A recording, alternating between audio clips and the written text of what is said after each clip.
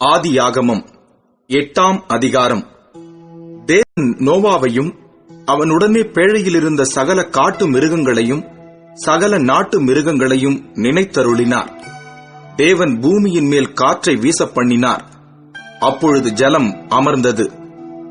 ஆழத்தின் ஊற்று கண்களும் வானத்தின் மதகுகளும் அடைபட்டன.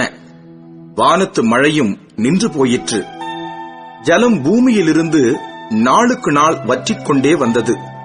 150 நாளுக்கு பின்பு ஜலம் வடிந்தது.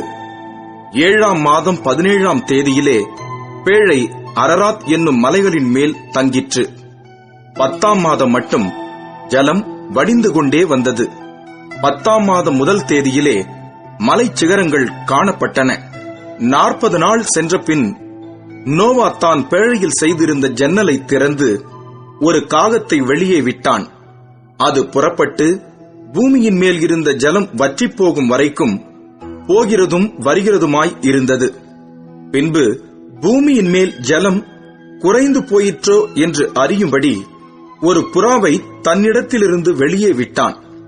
பூமியின் மீதெங்கும் ஜலம் இருந்தபடியால் அந்த புறா தன் உள்ளங்கால் வைத்து இளைப்பாற இடம் காணாமல் திரும்பி பேழையிலே அவனிடத்தில் வந்தது. அவன் தன் கையை நீட்டி அதை பிடித்து தன்னிடமாக பேழைக்குள் சேர்த்துக் கொண்டான். பின்னும் 7 நாள் பொறுத்து மறுபடியும் புறாவை பேழையிலிருந்து வெளியே விட்டான். அந்த புறா சாயங்காலத்தில் அவனிடத்தில் வந்து சேர்ந்தது. இதோ, அது கொத்திக்கொண்டு வந்த ஒரு ஒலிவ மரத்தின் இலை அதன் வாயில் இருந்தது. அதனாலே நோவா பூமியின் மேல் ஜலம் குறைந்து போயிற்று என்று அறிந்தான்.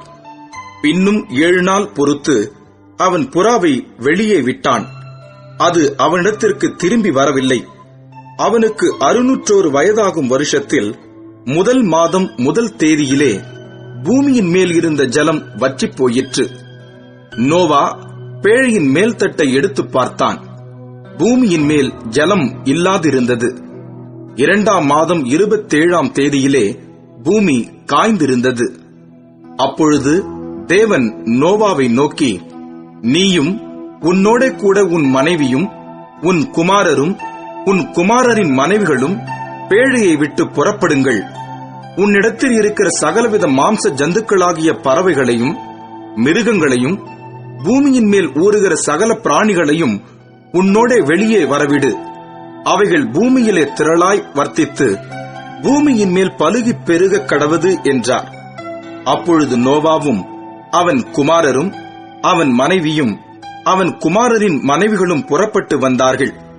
பூமியின் மேல் நடமாடுகிற சகல மிருகங்களும் ஊறுகிற சகல பிராணிகளும் சகல பறவைகளும் ஜாதி ஜாதியாய் பேழையிலிருந்து புறப்பட்டு வந்தன. அப்பொழுது நோவா கர்த்தருக்கு ஒரு பலிபீடம் கட்டி சுத்தமான சகல மிருகங்களிலும் சுத்தமான சகல பறவைகளிலும் சிலவற்றை தெரிந்து கொண்டு அவைகளை பலிபீடத்தின் மேல் தகன பலிகளாக பலியிட்டான். சுகந்த வாசனையை கர்த்தர் முகர்ந்தார். அப்பொழுது கர்த்தர், இனி நான் மனுஷன் நிமித்தம் பூமியை சபிப்பதில்லை.